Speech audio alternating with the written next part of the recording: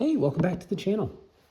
So today is actually the day before Thanksgiving of 2024. That means today, of course, is November 27th of 2024. And as with any holiday, there's a lot of cooking involved. And a lot of cooking means that there are also a lot of food scraps, as you can see here.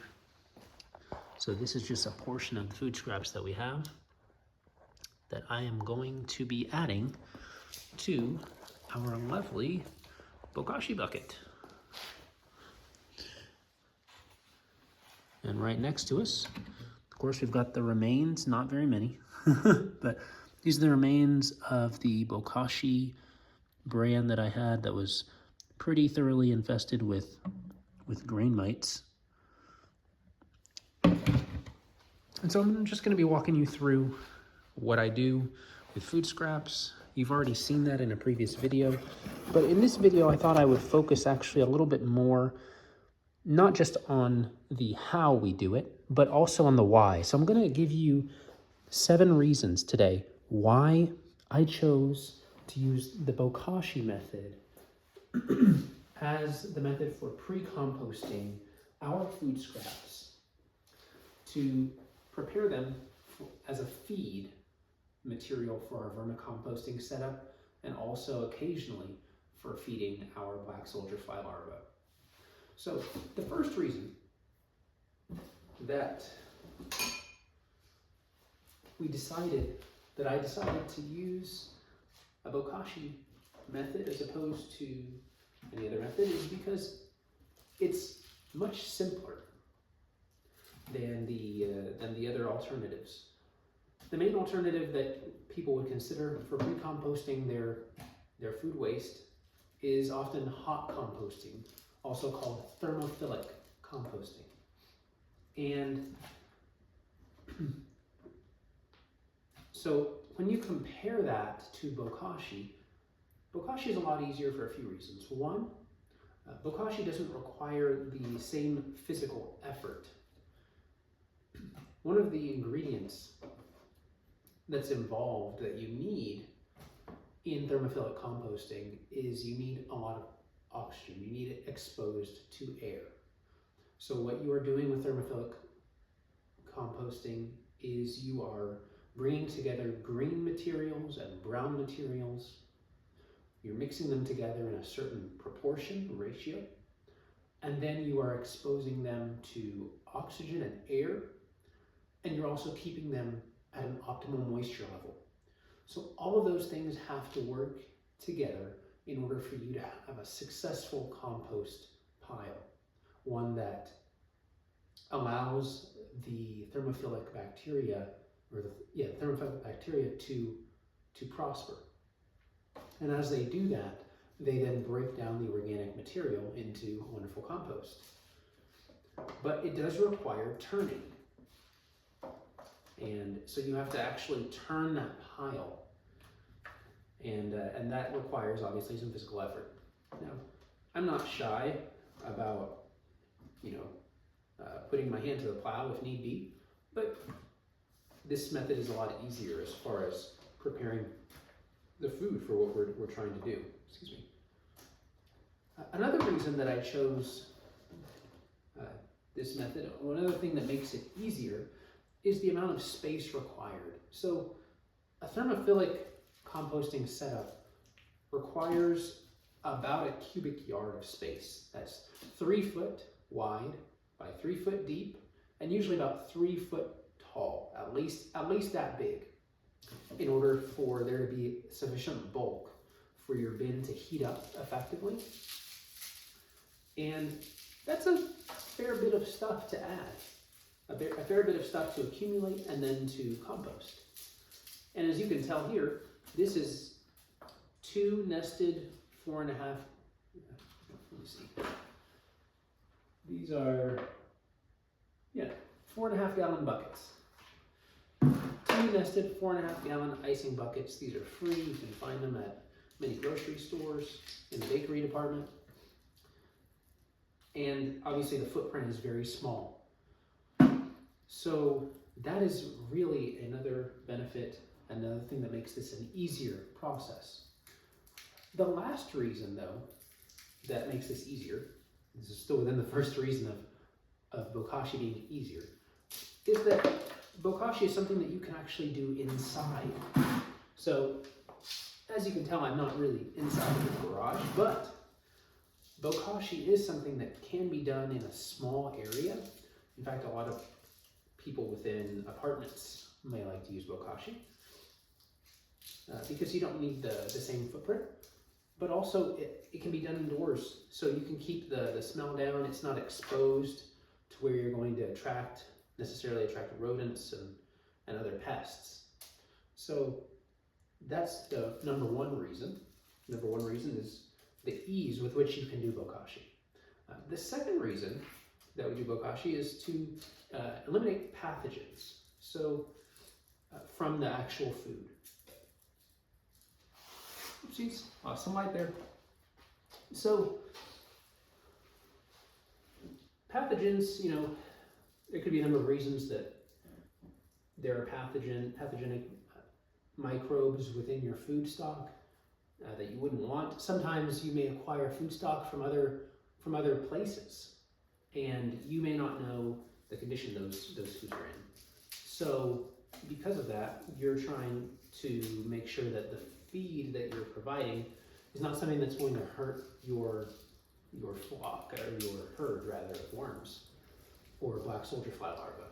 And so putting them in a Bokashi bin and then subjecting them for a couple weeks to anaerobic conditions brings the pH down to such a point that most pathogens are destroyed and are killed in the process. The third reason why we decided to do Bokashi is because it also helps to reduce many of the pesticide residues. So when you go to the grocery store or you gather produce waste, obviously organic produce waste is supposed to be organic, meaning free from chemical fertilizers, chemical pesticides, chemical herbicides and fungicides, but you never know. And so, especially with the non-organic items that you may come into contact with, you don't want those to impact your bin. So reducing those pesticide residues and all of the other chemicals that I mentioned is definitely a huge pro of the Bokashi bin. The fourth reason that we went ahead with the Bokashi method was actually also to reduce the anti-nutrients within the foods. So when you're talking about vegetables especially, they contain anti-nutrients. Those are specific compounds that bind to nutrients and make them less bioavailable. So they are less available to your body to be absorbed. And that's true of humans, and it's also true within the animals who would also eat those items.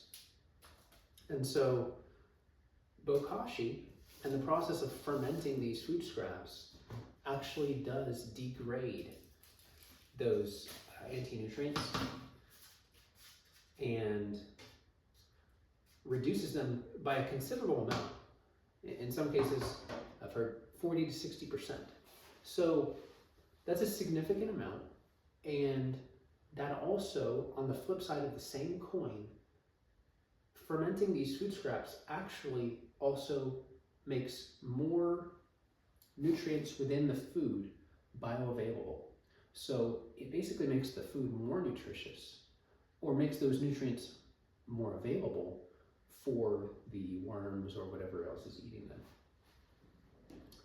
The fifth reason that we decided to go with Bokashi for our food scraps is because it makes the digestion of the food easier.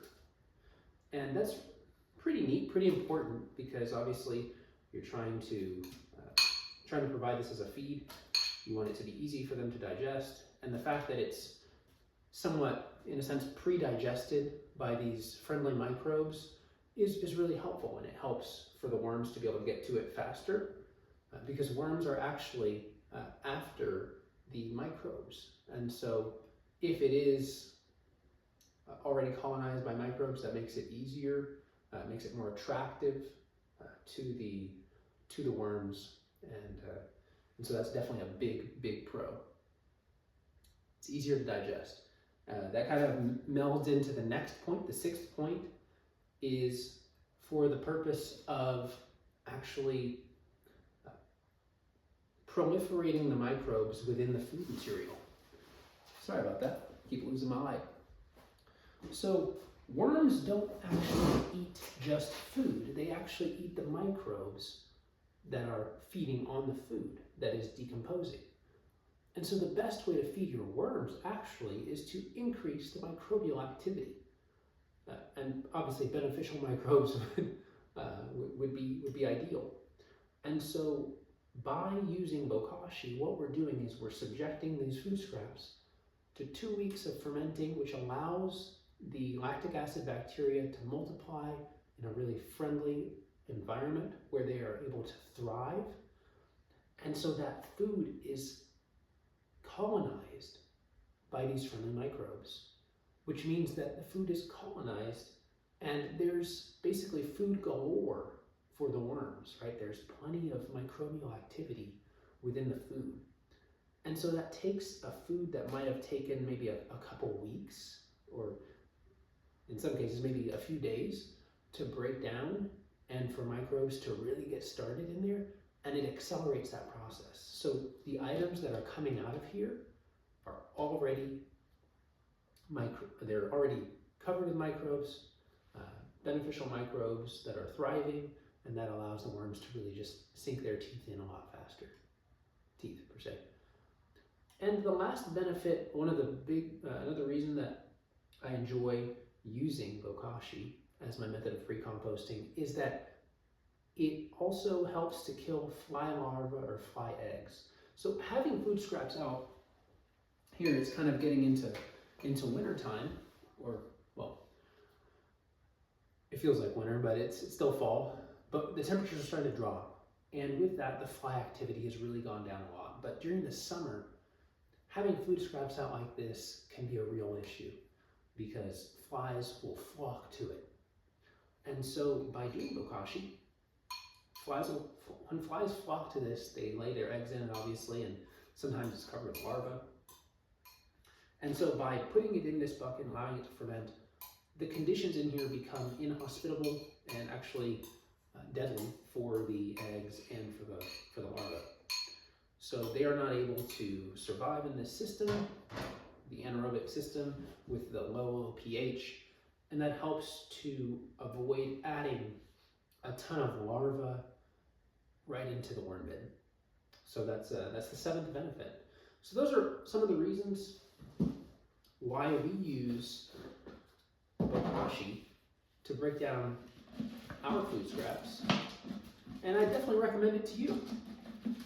Now, what do you think? Are there any reasons that you use Bokashi to pre-compost your food scraps? And if not, if you use some other method, why do you use that one? Please feel free to leave that in the comments. I'd love to hear from you. But yeah, I really love the Bokashi method. It's really simple. Just toss the food in, mash it down, and and we just fill up the bucket, close the lid, and leave it for 2 weeks, and it's ready to go. So again, thank you for watching. Thank you for considering using Bokashi perhaps to to ferment your food scraps before maybe you put them into a worm bin, or maybe even directly into your ground. It's a really neat method, and I hope you enjoy it.